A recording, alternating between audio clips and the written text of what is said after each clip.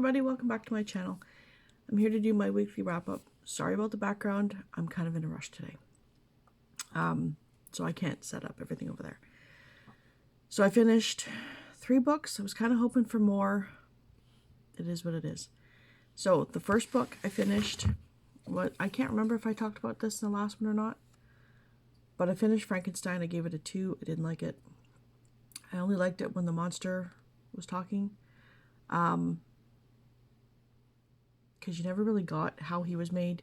You just got a brief overview, and then Victor drove me nuts. He was always whiny. Woe is me, my poor life. Why is this happening to me? And he never took responsibility for what he did. Yeah, didn't like it. So, sorry if this was one of your favorite books, but just not for me. And then I finished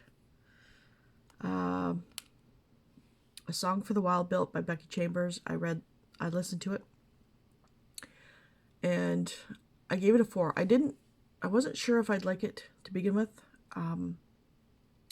It's about a man who's trying to find himself, or not a young boy, but a young adult. And he's bored with his life, so he becomes a tea monk. So people come to talk to him. He's essentially like a bartender. Oh, there's Razzle. For comfort, and he serves tea depending on what they need. And he goes around his country, and the robots have distanced themselves from humans. They don't want to be at the mercy of humans. They don't want to work for humans. They want nothing to do with them. So as Dax is going around, driving around, he decides he wants to hear crickets, and there's only one spot in this world where there are crickets, so he wants to go there. And so when he gets there, or almost there, he meets up with the robot, and it's Mosscap. And the story kind of goes from there. I liked it. It's a real good story of trying to find yourself and being okay with not being perfect and not being happy all the time. And so it was good. And then the other book I finished was When You Give a Duke a Diamond by Shanna Galen. It's book 1 in the 3 Diamonds series, I think it's called. But this was about a girl who, she's part of the 3 Diamonds. There's 3 girls. They're considered courtesans, which is high-paid escorts, essentially. They're kept women. And there's this rumor going around that she's sleeping with the Duke. They haven't even met. And there's this big rumor about them. So they're at a ball, and he cuts her down. So she goes out to the balcony and sees a murder. And it's his fiancée that's murdered. And they talk about these diamonds that they need to find. That this man is looking for these diamonds. He thinks that his fiancée has them. She says she doesn't, that the courtesan does. And so he murders her. And the courtesan, I can't remember her name right now, sees the murder. And so there's this murder mystery in behind everything, and he's very stiff at first. He does you kind of understand why after a while. But I thought the banter was cute. I gave it a 4. It was really, really cute. So that's what I finished. I was kind of hoping for more, like I said. But currently I'm reading 4. And as soon as this decides to go, there we go. So, 4 books that I'm currently reading are Forbidden by Beverly Jenkins. It's the first one in the, what series is this? Oh, I can't find it right now. Old West, I think it's called. And it's Ryan and Edie. Edie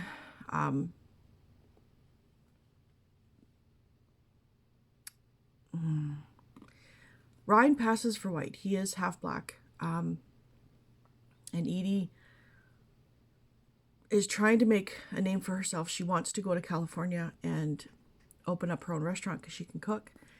And she gets a ride from a man, a priest, who essentially says, if you don't sleep with me, you can walk, and leaves her in the desert because she refuses to,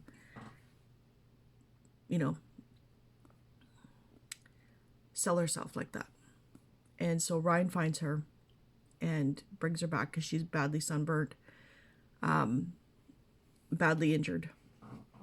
So he brings her back, and it's cute so far. I know I'm not doing this justice. He's engaged to somebody else, and she doesn't know he's half black. So that's as far as we got with that part of the story. She's deciding to pay her way at this boarding house by being the cook, and everybody is all of a sudden loving. Like, they're leaving his establishment because he owns a saloon, but he allows blacks in it, and he's the only saloon, so white people don't go to his saloon. And so he has like fish fries and stuff like that, and everybody's leaving his establishment to go to her boarding house, where she's staying, and it's cute. He's got feelings for her, but he doesn't want to admit it, because then that would mean he'd have to admit he was black. And he doesn't know how that's going, but he's also realizing that his fiance is a very highly entitled idiot, to put it mildly. And then I'm reading 7 Years to Sin by Sylvia Day. I didn't really get too far into this so far. I can't even remember it right now. Oh, right. This is also historical. And on the eve of her wedding, she watches her fiance's best friend's brother. I think that's it. Or was it his little brother? No, that's his little brother. Having sex with a married woman outside. And she gets all hot and horny and goes to her fiance, and they do the deed the day before the wedding. Fast forward 7 years, and her fiance has passed away. They don't really say why. Sorry about the darkness. Or at least they haven't said why yet. But he was sick for 3 months before he died. So he left her a plantation property in Jamaica. So she's going to Jamaica to either sell it or do whatever.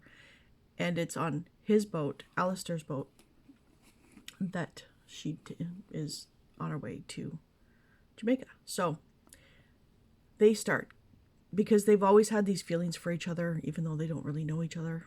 But yeah, so that's as far as I got with that one.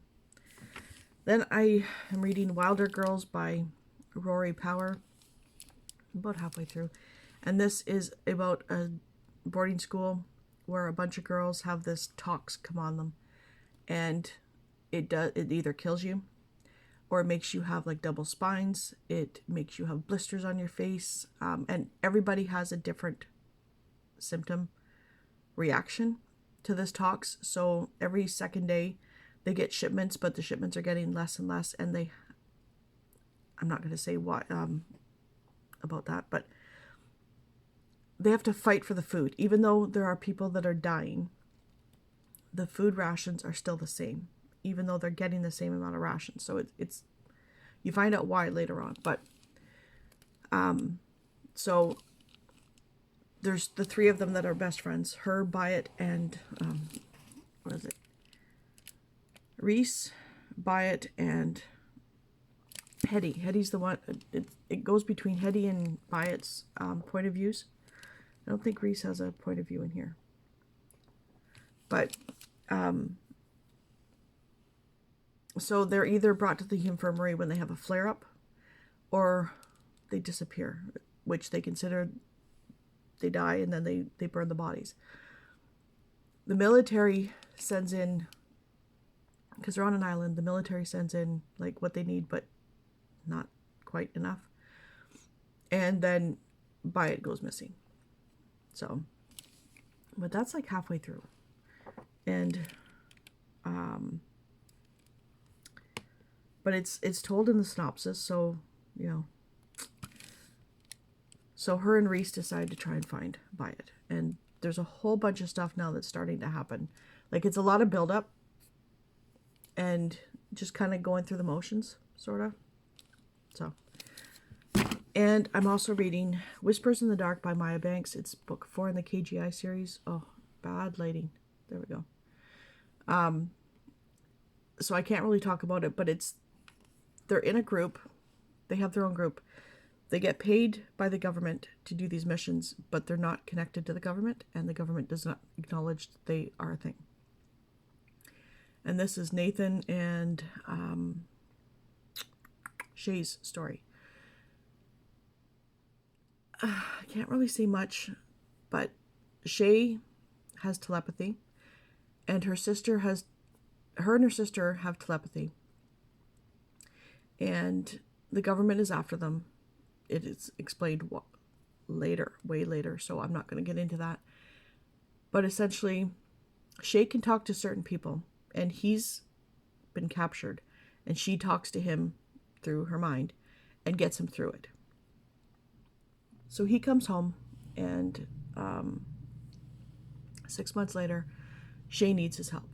And her sister has a little bit more ability than she does. Her sister can heal people.